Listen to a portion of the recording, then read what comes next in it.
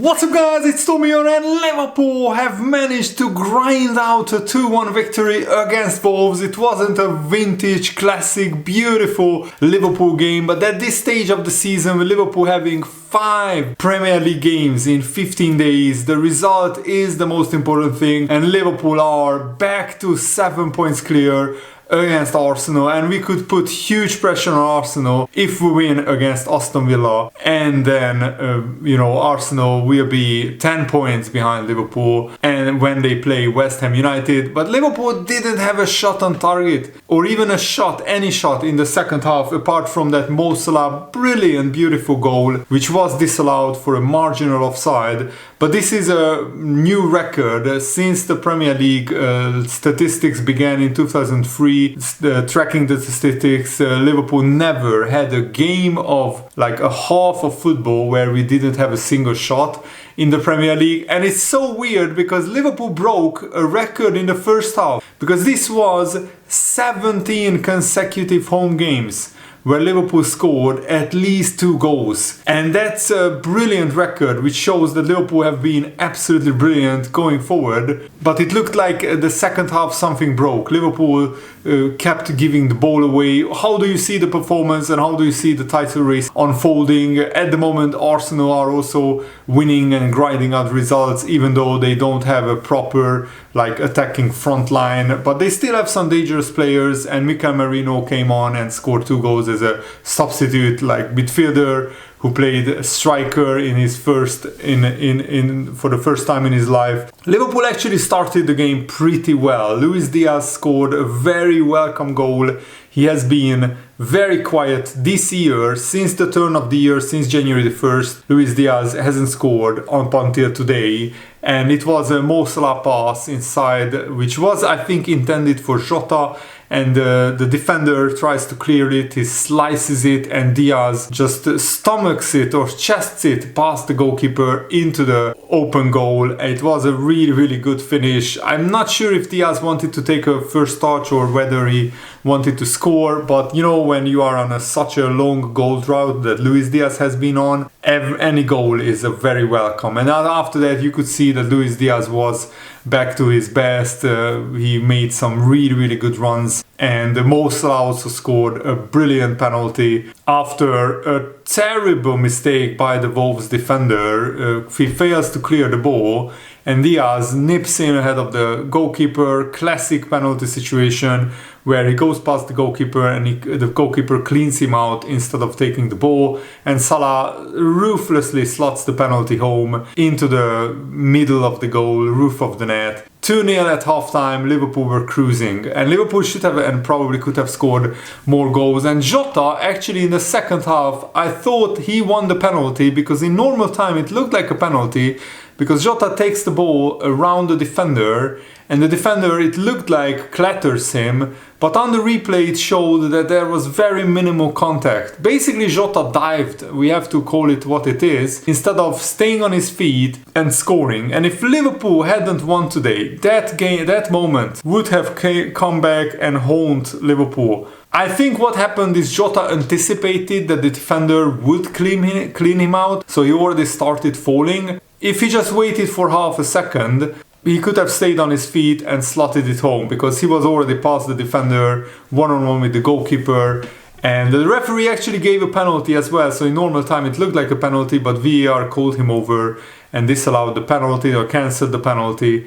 And then I think one of the best goals that was disallowed in the history of football was Mo Salah running clean through, taking it onto his favoured left foot and scoring an absolute beauty into the bottom far corner. It's such a shame that it was maybe marginally offside, but my problem with that is they were so quick to restart the game. They didn't even take 10 seconds to check the replays, and they couldn't have drawn the lines up on that moment, because you can't draw the lines in 5 or 10 seconds. And they were so quick to disallow that goal. I really wanted more replays. It was probably slightly offside, but it wasn't a clear offside where you have to restart the game quickly, and it was still 0-0, and that would have been Liverpool's first shot in the second half and first goal as well, but it was disallowed. So in the end, because that is cancelled, Liverpool didn't register a shot in the second half, which is absolutely criminal, by the way, because Wolves are fighting against relegation. And yes, they were good in the second half, but Liverpool were so bad in possession.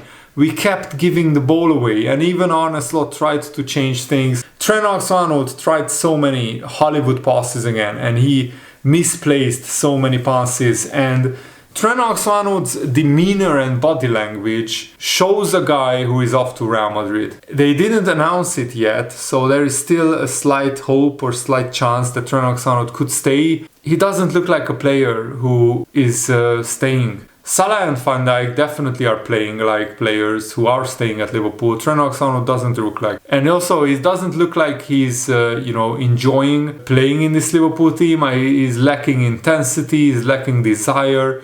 He sometimes looks too relaxed, too laid back, too lazy. I'm not sure how to describe it exactly, but you know what I'm talking about. His body language looks like a player who doesn't really care as much as Van Dijk or Salah or most of the other Liverpool players, and that's really painful to see, because Trent Alexander-Arnold should be the player who cares the most, because he's a local lad, he's a Liverpool boy, he's a Scouser. He was born and bred in Liverpool, and his whole family is Liverpool fans, and yet he plays like so nonchalantly, so maybe too calm is what I'm talking about, because Conor Bradley defends with intensity and he has the passion. Even when he just ushered the ball out for a Liverpool goal kick, defending in the 93rd minute, he was celebrating that like we have already won the game. It was huge, and Trent Alexander-Arnold just doesn't show that same amount of passion, and I have a problem with that, because all the other players show a lot of passion. Even Andy Robertson tried to calm down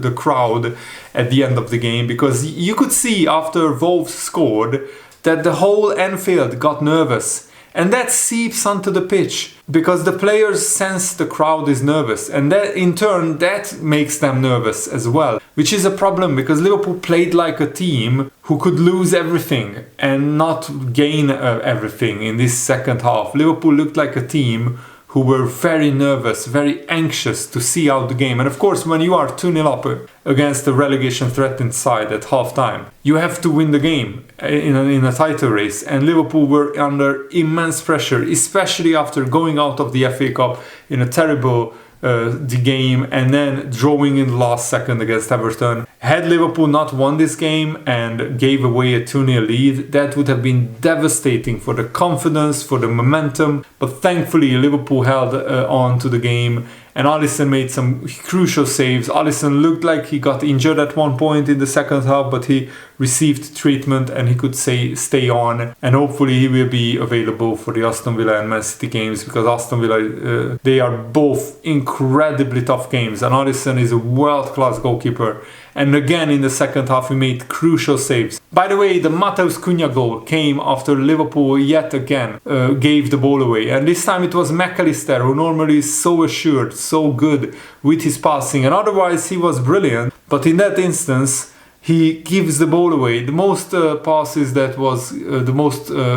that was given away by was Trent Alexander-Arnold, but McAllister gave away the ball before the ball went to Matheus Cunha after a few passes, and Cunha cuts inside on his left foot and curls in an absolute beauty into the bottom far corner.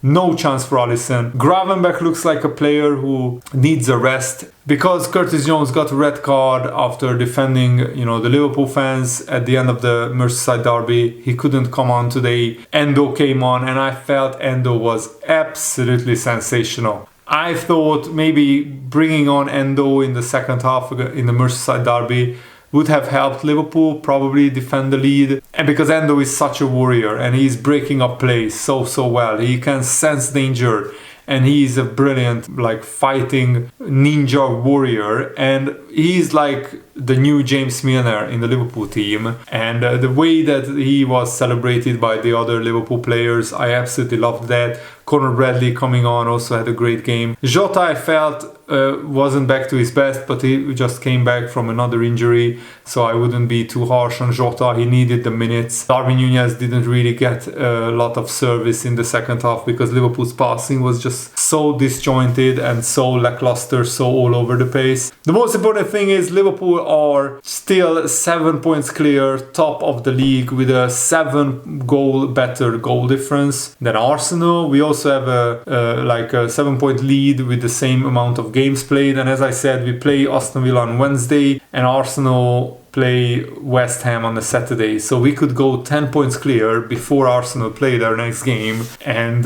we need to beat Aston Villa. I would be happy with 4 points from the next 2 games, just to be honest. We should beat Aston Villa and maybe get a draw against Man City would be fine. Winning both games would be absolutely sensational, absolutely fantastic. These are 2 of our hardest games remaining in the season. Aston Villa, though, are not in great form. They have drawn like 3 or 4 of their last 5 games. They couldn't beat Ipswich after Ipswich played like 55 minutes with 10 men, and Aston Villa couldn't beat them at home. They could only get a 1-1 draw. Liverpool, the bottom line is, need to play better. Our passing accuracy was way down in the second half, and it looked like we just were tired, we mentally and physically as well. So hopefully with Curtis Jones coming back, we can freshen it up. And I felt that we missed Gakpo in attack, especially in the second half. After Luis Diaz went off, I think we put Szoboszlai on the left wing, and he was just not effective enough. We just couldn't really get our attack going. So hopefully Gakpo just received a knock in the Everton game. Hopefully Gakpo will be back for the Aston Villa game, but if not, then Liverpool only have one left winger, Luis Diaz. That's his best position. Luis Diaz looked much better when he was playing on the left wing. The reason why he was playing as a striker is because Darwin Núñez, is just not it, and Jota was out injured. So hopefully with Jota staying fit, hopefully he can play a run of games. And even Darwin Núñez up front would be, I think, better if Luis Diaz started on the left wing. It's a big selection dilemma for Arne Slot, and Liverpool need to recover quickly. At least we have a few days rest before we play Aston Villa. Not a lot, because we have 2 days rest. So basically Liverpool won't be able to do a lot of training. We just need to recover quickly and go again against Aston Villa. Thankfully Aston Villa have a fixture pile up as well, so they will be absolutely knackered, and they have even more injury problems. But I think Curtis Jones coming back into the midfield, hopefully we can rotate a little bit, and I feel Endo should be used a lot more. Robertson wasn't great. There were a couple of instances where Wolves just cut through our left back area with ease. So the sooner we sign a left back, the better, because Andy Robertson is not good enough. Tsimikas way not good enough. Tsimikas should be sold, and Andy Robertson, we can keep him as an alternative to hopefully Milos Kerkez or whoever Liverpool sign as a left back. Let me know, how do you see this game? And the title race is still very open. Even though we have a big lead, that can evaporate very quickly. My hope is that Liverpool can only play better than what we did in the second half, with having no shot in the whole second half. Surely Liverpool will improve against Aston Villa, and Aston Villa will attack Liverpool, so hopefully there will be more space, and Liverpool just need to be better on the ball, because the main problem was Liverpool kept giving the ball away to Wolves. We couldn't really get any patterns of play going, and when we got a lot of patterns and a lot of minutes in possession, rotating the ball, we weren't threatening enough. It was looking like Liverpool players were just waiting for the final whistle to be blown, and that's very dangerous. And